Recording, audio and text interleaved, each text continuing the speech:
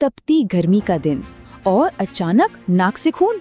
इसे हम आम भाषा में नक्सीर फूटना कहते हैं, लेकिन विज्ञान की नज़र से देखें तो ये कोई मामूली घटना नहीं है। ये तो हमारे शरीर के अंदरूनी सिस्टम से आया एक, कह सकते हैं, एक तरह का चेतावनी सिग्नल है। पर कभी सोचा है कि जब भी ऐसा होता है तो खून हमेशा नाक से ही क्यों निकलता है, शरीर के किसी और हिस्से से, जैसे कान से क्यों नहीं? चलिए आज इसी सवाल के पीछे का पूरा विज्ञान समझते हैं। देखिए, मेडिकल साइंस में नाक से खून आने को एक खास नाम दिया गया है, एपिस्टेक्सिस। ये सिर्फ एक शब्द नहीं है, बल्कि ये इस बात का सबूत है कि हमारा शरीर कितना कॉम्प्लेक्स है और कैसे उसके अंदरूनी सिस्टम हमें सिग्नल भेजते हैं। अच्छा, एक बात और, हर नक्सीर एक जैसी नहीं होती। एक होती है फिजियोलॉजिकल, जो आमतौर पर गर्मी या मौसम में सूखेपन की वजह से होती है, और दूसरी होती है पैथोलॉजिकल, जो किसी अंदरूनी चोट या बीमारी का संकेत हो सकती है। उसके लिए तो डॉक्टर की सलाह जरूरी है। आज हम पहली वाली यानी आम नक्सीर पर ही फोकस करेंगे। तो ये समझने के लिए कि आखिर खून नाक से ही क्यों बहता है, हमें अपने शरीर के अंदर खून पहुंचाने वाले पूरे नेटवर्क को, मतलब कि ब्लड सप्लाई के हाईवे सिस्टम को समझना होगा। ये सारा सफर शुरू होता है हमारे दिल से। दिल, जो एक बहुत ही पावरफुल पंप की तरह काम करता है, खून को शरीर की सबसे बड़ी पाइपलाइन यानी एओर्टा में धकेलता है।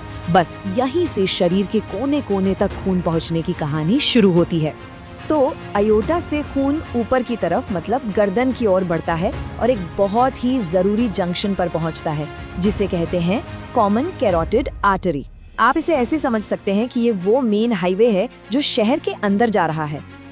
अब इस जंक्शन पर पहुंचकर ये हाईवे दो रास्तों में बट जाता है।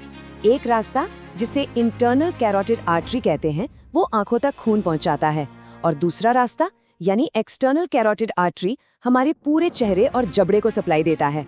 इसका मतलब साफ है, हमारी नाक तक खून एक नहीं बल्कि दो अलग अलग रास्तों से पहुंच रहा है। चलिए अब इस हाईवे से हटकर सीधा जूम इन करते हैं नाक के अंदर, उस हॉटस्पॉट पर जहां असल में सारी कहानी होती है। हमारी नाक, आपको पता है, सिर्फ सांस लेने का एक रास्ता नहीं है। ये असल में हमारे शरीर का एक नेचुरल एयर कंडीशनर है।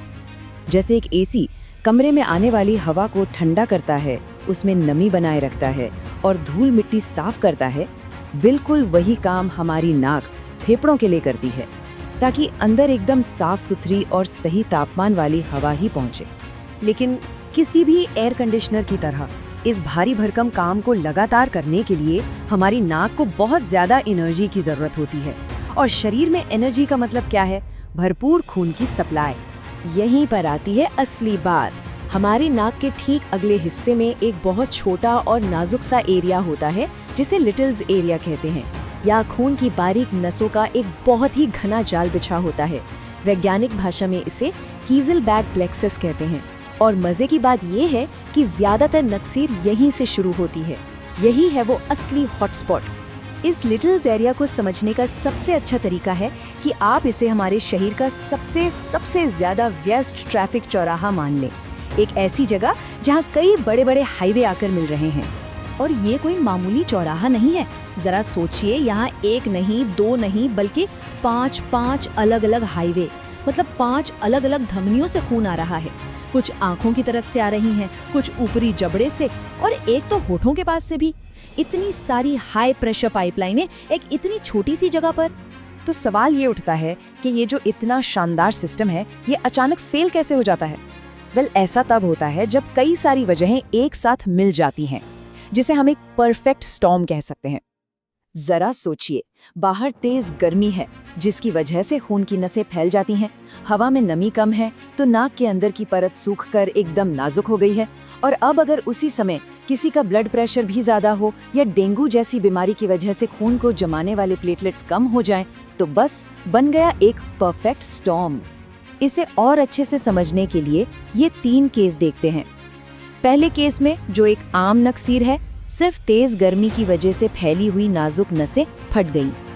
दूसरे केस में हाई ब्लड प्रेशर ने लगातार दबाव बनाकर नसों को इतना कमजोर कर दिया कि वो लीक हो गई। और तीसरे केस में डेंगू की वजह से प्लेटलेट्स इतने घट गए कि शरीर की खून को रोकने की ताकत ही खत्म हो गई। तो अब जब हम इसके पीछे का पूरा साइंस समझ चुके हैं, तो ये जानना भी उतना ही जरूरी है कि ऐसी सिचुएशन में सही फर्स्ट एड क्या है। सबसे पहली और ज़रूरी बात, बिल्कुल घबराना नहीं है। बस आराम से सीधे बैठना है और सिर को थोड़ा सा आगे की तरफ झुकाना है। फिर नाक के नरम हिस्से को अंगूठे और उंगली से मजबूती से दबाना है। और हाँ, इसे छोड़ना नहीं है, लगातार 10 से 15 मिनट तक दबाए रखना है। साथ ही अगर नाक के ऊपर कोई ठंडा कपड़ा या आइस पैक रखें तो उससे नसें सिकुड़ने लगती है और खून रुकने में मदद मिलती है।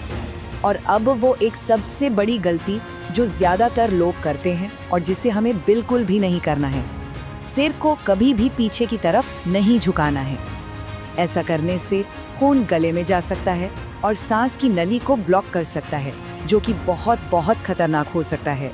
वैसे तो ज्यादातर नक्सीर घर पर ही इन तरीकों से ठीक हो जाती है, लेकिन अगर खून 20 मिनट से ज्यादा देर तक ना रुके या बहुत तेजी से बह रहा हो, या फिर सिर पर कोई गहरी चोट लगने के बाद शुरू हुआ हो, चक्कर आ रहे हो या ऐसा बार बार हो रहा हो, तो बिना देर किए फौरन डॉक्टर के पास जाना चाहिए। तो एक मामूली से दिखने वाली नक्सीर असल में हमारे शरीर की अविश्वसनीय इंजीनियरिंग को झांकने की खिड़की है। ये हमें बताती है कि हमारा शरीर कितना कमाल का है और साथ ही कभी-कभी कितना नाजुक भी हो सकता है।